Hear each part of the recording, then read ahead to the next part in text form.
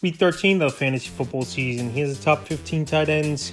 I'm ranking this week number 1, Travis Kelce of the Kansas City Chiefs. So Travis Kelce, it's been a mixed bag of results this season. Obviously, he's up there in age. His better years are behind him. But now, the number 1 target over the last few months here with Rashee Rice. Obviously out for the season, getting hurt early in the season in week 4 versus the Chargers. So this week, a good matchup versus the Vegas Raiders, a team he's obviously had great success against in his NFL career. So I think Travis Kelce goes out there, takes advantage of this bad defense, has a nice game. Number 2, George Kittle of the San Francisco 49ers. It's been a great season for George Kittle. It doesn't matter who's at quarterback. He's been a matchup problem, and he's been healthy for the majority of the season as well. So this week in a matchup with the Buffalo Bills, where they possibly could be chasing points early and often, and once again, I think George Kittle's going to go out there. He's going to make plays, and he's got the knack for the end zone all season long as well. Number 3, Trey McBride of the Arizona Cardinals. Last week, what a monster performance it was for Trey McBride. Over 130 yards receiving in that ball game. And this week, it's a matchup with the Minnesota Vikings. No doubt about it, they're one of the better defenses in the league. But Trey McBride, he's been a matchup-proof tight end all season long. He was that second, third tight end off the board in most fantasy leagues. And this week at the Minnesota Vikings, I think he goes out there once again, and we know he's number 1 target in the passing game. Has a good performance. Number 4, Brock Bowers of the Las Vegas Raiders. It's been a great rookie season here for Bowers, but now we'll see with Aiden O'Connell, most likely a quarterback, if he's going to go out there and continue to put up the numbers. Him and Gardner Minshew had a good rapport, and a veteran quarterback, he always knows how to get that football to his main targets. Even if they're not a great quarterback, they just got, obviously, the experience and the knowledge how to get that football there. So Aiden O'Connell, still a young quarterback in his second season, and hopefully Brock Bowers, his numbers don't drop off. But this week at Kansas City, where they're going to be chasing, I believe, points early and often, he's going to work his way into another good ball game. Number 5, TJ Hawkinson of the Minnesota Vikings. So this Viking offense is definitely taken off over the last 4 weeks. Hawkinson's been back in the lineup after the injury. So last week, another big game.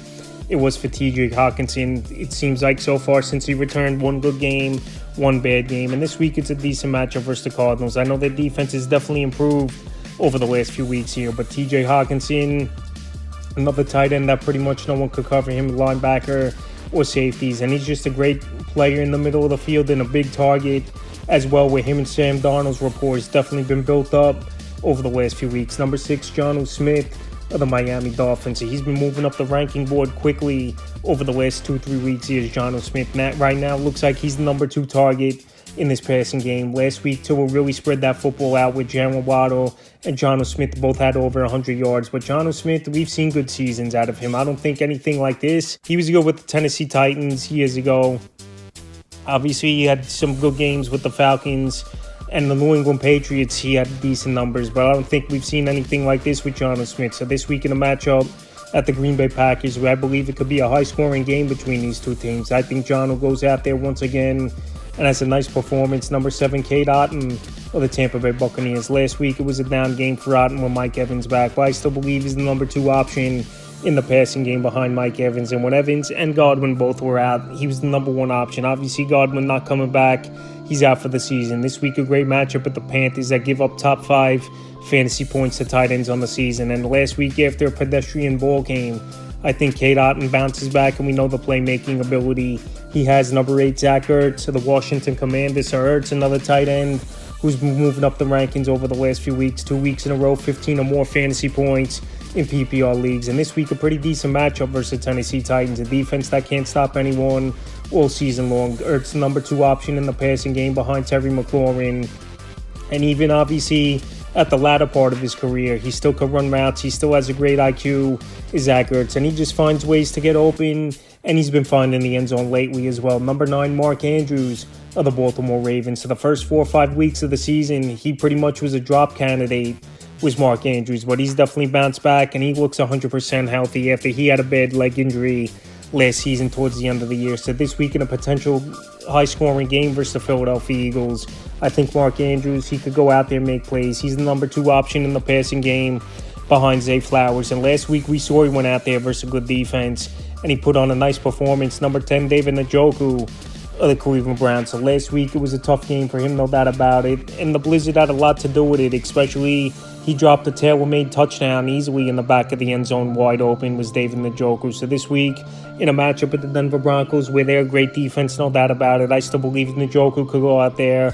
He could bounce back. And Jameis Winston, he's been that quarterback where he's getting that football down the field, and Njoku's numbers are definitely taking off compared to what they were with Deshaun Watson at quarterback. So after a bad game, I think that Njoku shakes it off, and with the extra rest as well, off 11 days, could go out there and put in a good performance. Number 11, Sam Laporta of the Detroit Lions. So I know Laporta, it's definitely been a bust of a year considering he was the number 1-2 tight end off the board in fantasy leagues, where he went late second, early third round in fantasy drafts. But Sam Laporta, I still believe, could go out there and make plays. He was starting to really get things going, and then he missed a game a couple weeks ago, and then last week his numbers were pretty much non-existent. But this week versus a bad defense that hasn't stopped anyone. Thanksgiving ball game, and these Thursday games are usually high scoring. And Laporta could go out there and have a bounce-back performance. Number 12, Taysom Hill of the New Orleans Saints. He's definitely been moving up the ranking board over the last few weeks. Ever since Dennis Allen got fired a few weeks ago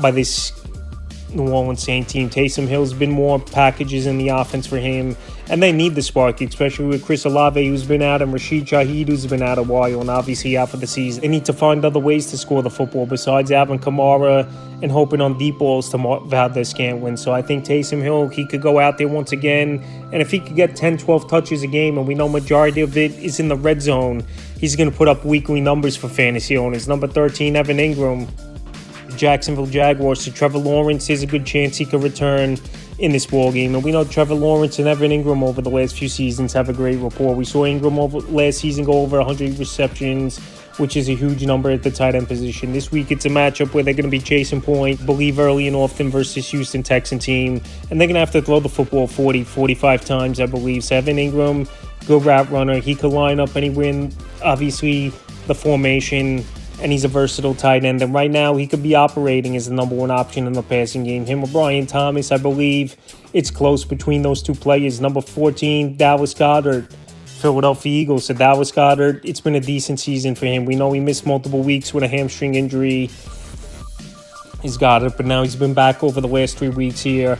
He had 2 good games. In a game last week, we didn't see much. But this week with a decent matchup versus the Baltimore Ravens, and Dallas Goedert, we know he's got a knack for the end zone and a big target and a good yard after catch tight end. In a game where I think the Ravens, they're going to try to sell out on Saquon Barkley, even though it's easier said than done, especially this season, and force this Philadelphia Eagle team to throw the football more. So Dallas Goedert, he's been a good tight end for many seasons with this Eagle team. Him and Jalen Hurts have a good rapport, and some weeks he's going to have good weeks, and some weeks he's going to have mediocre to poor weeks. But this week, I think in this number 14 spot is a safe spot for Goddard with every team on the slate. And the 15th and final tight end I'm ranking is Dalton Kincaid of the Buffalo Bills. I believe Kincaid's going to return to the lineup. He's had a lengthy rest with the bye week now. And this Buffalo Bill team, they're playing great football, 9-2 on the season, especially coming off a victory in Week 11 versus the Kansas City Chiefs. So Dalton Kincaid's the number 2 option in the passing game, I believe. Goes Khalil Shakir,